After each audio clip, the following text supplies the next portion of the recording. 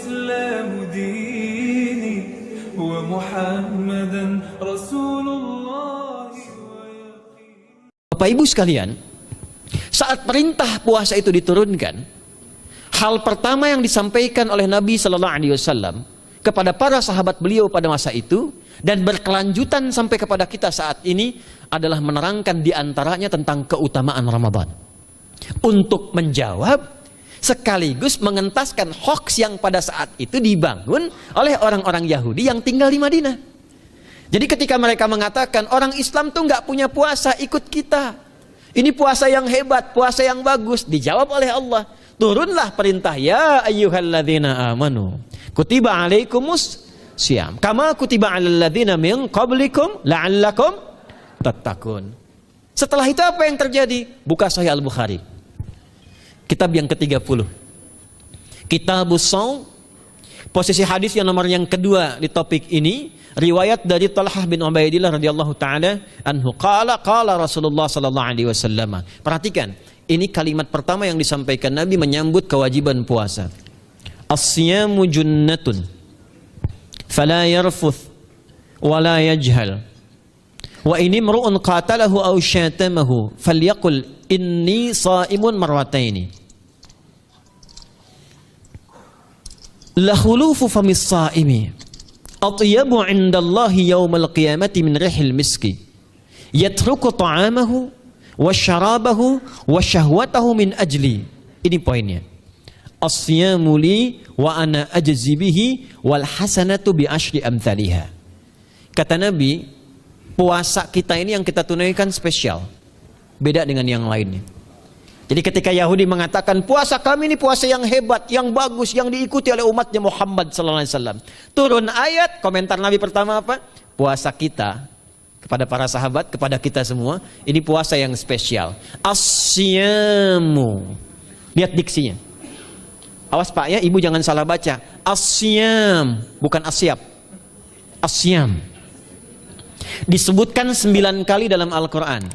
Ada as-saum, ada as-siyam, itu beda. Kalau saum, sekali disebutkan dalam Al-Quran, surah 19 ayat 26. Saum itu masih umum, kata umum untuk menunjuk kata imsak, menahan secara umum.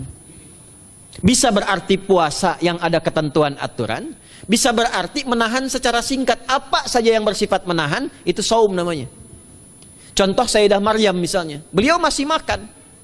Ya, ayat 24, 25 itu masih makan. Goyangkan pohon kurma, jatuh kurmanya, makan kurmanya. Mau minum, ambil airnya, minum. Masih makan, masih minum. Cuman diminta untuk saum. Apa saumnya? Inni nadhartu lirrahmani sauma falam ukallimal yauma insiya. Jangan bicara pada siapapun. Kamu dituduh, kamu berzina, jangan jawab. Biarkan bayinya yang bicara, dan itu mukjizat pertama untuk Isa alaihi salam. Itu nanti dimulai di ayat 31 sampai 33 di surah Maryam, surah 19. Tapi beliau diperintahkan saum. Saumnya apa? Jangan bicara. Jadi kalau bapak masih makan, masih minum, cuman nggak mau bicara dulu sama ibu, itu saum. Mau kemana, Bi? Kok nggak jawab?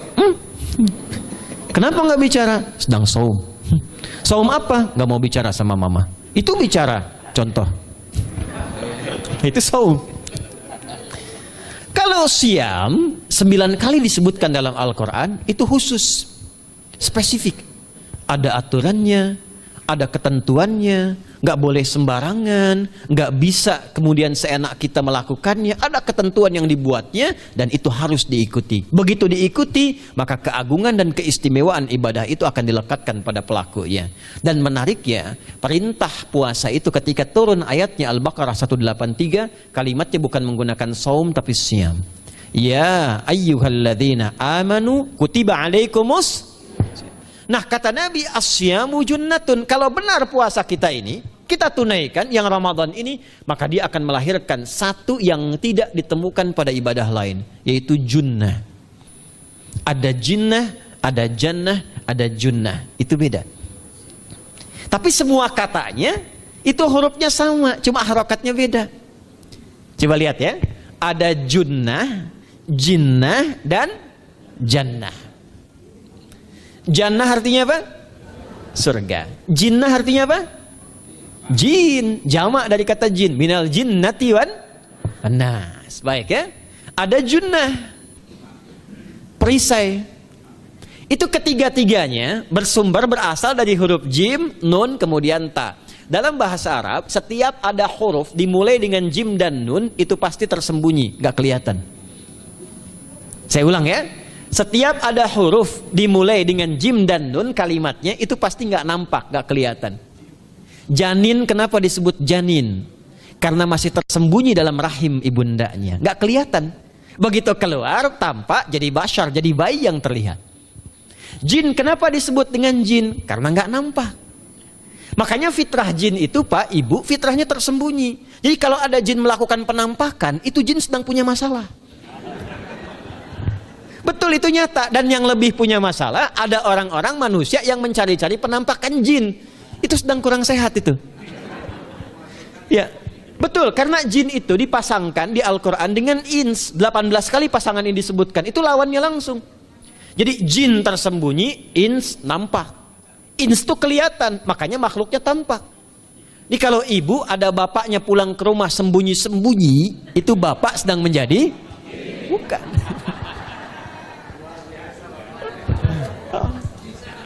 Kalau ibu sembunyi-sembunyi nyari dompet bapak, ibu sedang menjadi? Jin. Itu langsung pasangannya 3 itu.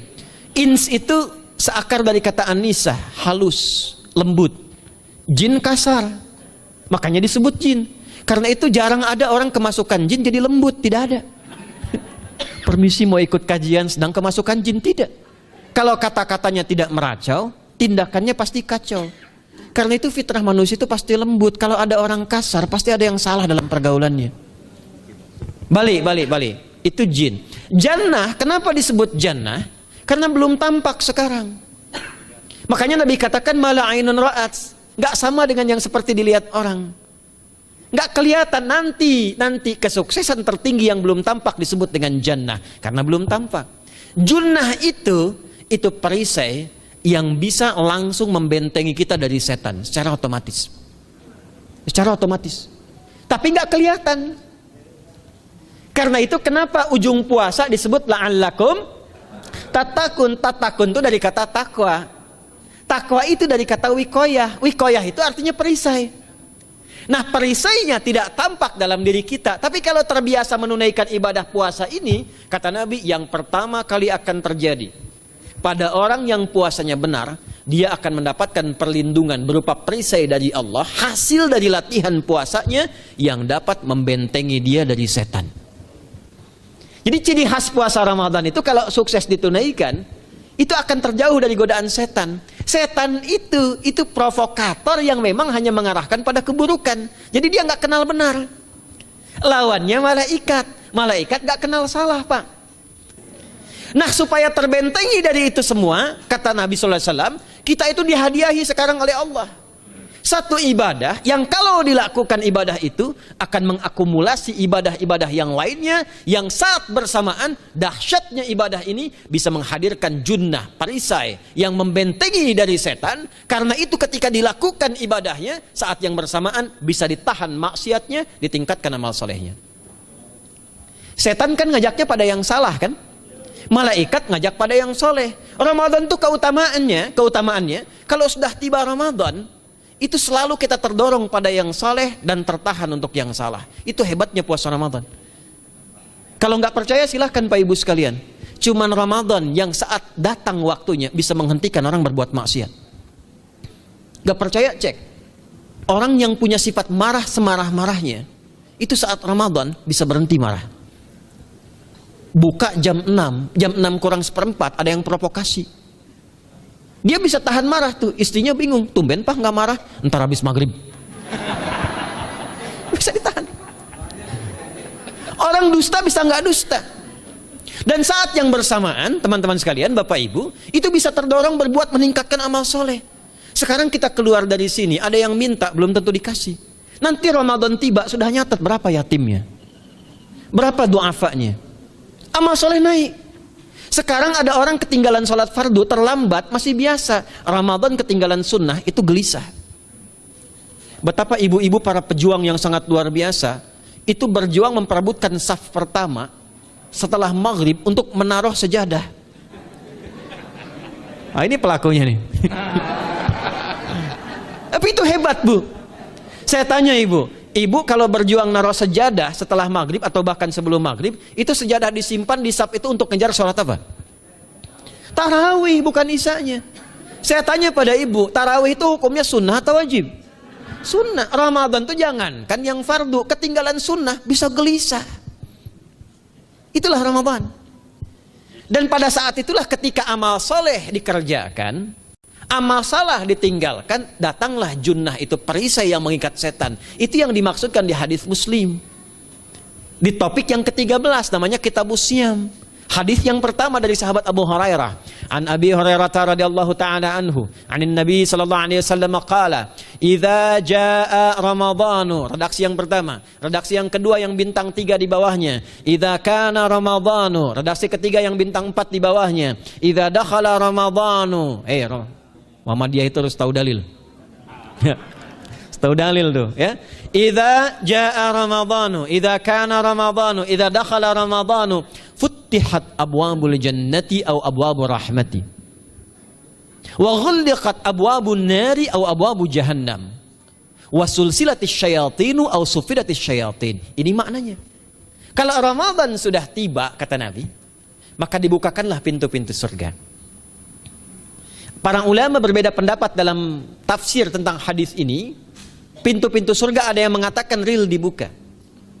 Ada yang mengatakan dengan penafsiran metafor. Pintu surga itu pintunya lewat amalan. Ada 8 pintu surga kata Nabi dalam hadis yang lain, ya. Fil jannati thamaniyatu abwabin fiha babun yusamma ar-rayanu la yadkhuluhu illa as-shaimun fa idza dakhaluhu ughliqa. Di surga itu ada 8 pintu surga. 8 itu ternyata di hadis lain pintunya semua amal soleh.